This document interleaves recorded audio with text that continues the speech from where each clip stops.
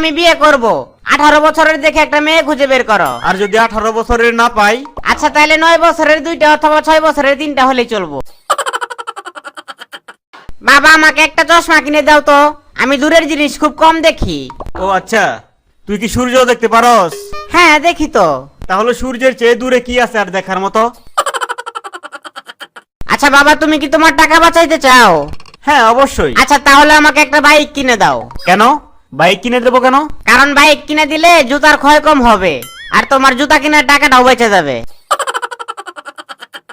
ওই তুই এটা কি ম্যাচ আনছস? একটা কাঠিও তো জ্বলে না। কেন বাবা? আমি তো সবগুলো একটা একটা করে জ্বালায় চেক করে নিয়ে আইছি। বাবা বাবা আমি ফাইনাল পরীক্ষায় 3rd হইছি। ও তাই নাকি? আয় বাবা বুকে আয়। আচ্ছা বাবা, তোমার ক্লাসে টোটাল কতজন ছাত্রছাত্রী আছে? 3 জন বাবা, তার মধ্যে আমি 3rd হইছি।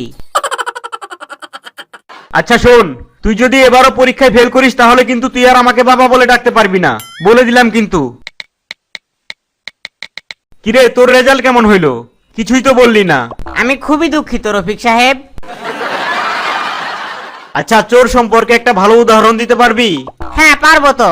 যেমন ধরো চোর পালাইলে বুদ্ধি বাড়ে, অতএব নিজের বুদ্ধি বাড়ানোর জন্য সব সময় চোরকে পালাইতে দিতে হবে।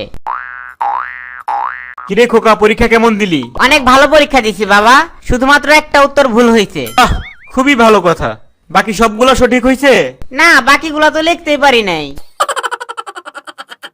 আচ্ছা শোন, প্রতিদিন 1 গ্লাস করে গরুর দুধ খাবি, এতে শরীরে শক্তি বাড়বে। আরে ধুর বাবা, এগুলা মিথ্যা কথা। মানে? মানে আমি তো সেদিন একসাথে 10 গ্লাস দুধ খাই একটা দেয়ালের অনেকক্ষণ ধাক্কাইলাম, কই 1 ইঞ্চিও তো সরাইতে পারলাম না। বাবা আমি কিন্তু মেয়েদের নাম দিয়ে ফেসবুকে 5টা ফেক আইডি খুঁজছি। কি বললি হারামজাদা? তোর কি আর খেয়ে দিয়ে কোনো কাজ নেই? এইসব আকাম করে বেড়াস, আর এইসব কথা তুই আমাকে কেন বলছিস? তুমি যে গত 1 মাস যাবত স্বর্ণা চৌধুরী নামের একটা মেয়েরে পটানোর চেষ্টা করতেছো, ওইটা কিন্তু আমি।